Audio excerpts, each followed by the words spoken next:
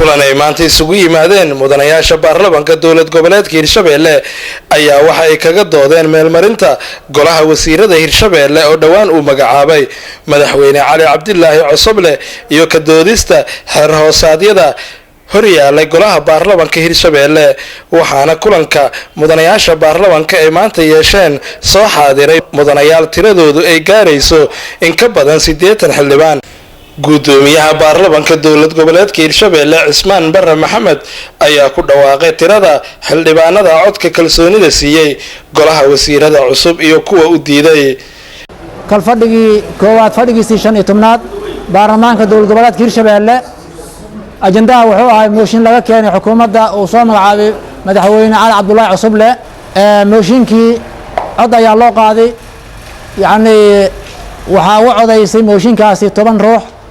intii kala wuxuu noqday waa ansax uu noqon waayay mar labaad xukuumadii ayaa cod loo qaaday codka kalsoonida 71 ayaa u codaysay codka kalsoonida sagaalna ka aamustay lixna way diiday saas ayay xukuumadii ansax ku tahay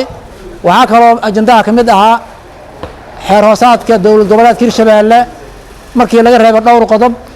oo dib loo sixi doono oo yaani gudoonka iyo gudi loo saari doono markii laga reebo asagana sidoo kale cod aqlabiyad ayaa lagu ansixiyay qaar ka mid ah mudanayaasha baarlamaanka iyo golaha wasiirada cusub ee maanta la ansixiyay ayaa iyana Universal TV la hadlay magacaygu waa Bashaar Xasan Xirsi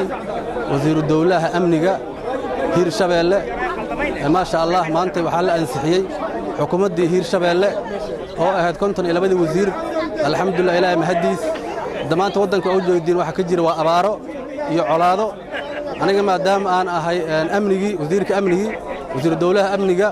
insha Allah taala waxa ballan qaadaya inaan ka shaqeyn doono amniga sidoo kale waxa uga baaqaya wasiirada maanta la ansixiyay oo aanna kamid ahay in si dhaqsiyo leh uga jawaabaan baahida iyo abaaraha iyo cudurrada shuban biyoodka ee dalka ka jira ma aragtay xildhibaanadii Hirshabeelle boqolkiiba 99 waxay ku guuleysteen wixii loo idmaday oo ay ugu horeeyeen xeer hoosaadyadii ayaga kala xakameyn lahaa iyo sidoo kale wasiiradii madaxweyne Cali Cabdilaahi uu soo magacaabay oo ayagana muddo dheer la sugayay oo si sharaf badan oo aqlabiyad ah